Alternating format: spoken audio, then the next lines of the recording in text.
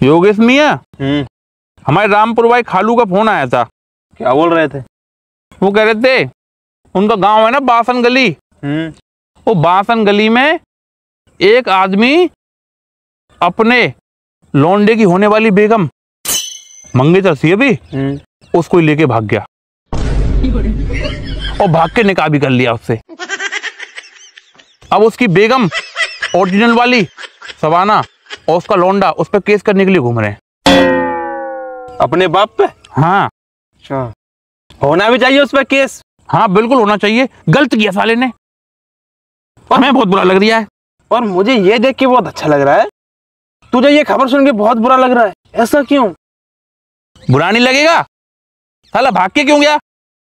हमारे खालू नया नया टेम्पू लेके आए, भाड़े पर टेम्पू ले आता, भाड़ा मारा गया हमारे खालू का, बुरा नहीं लगेगा हमें?